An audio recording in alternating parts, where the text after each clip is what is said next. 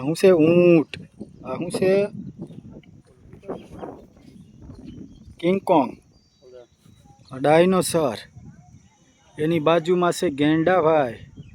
પછી હાથી, એનું બચ્ચું. અહીંયા શું છે?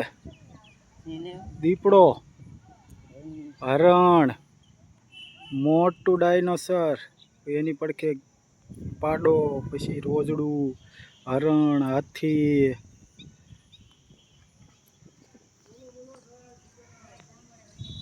જીબ્રા, વાઘ.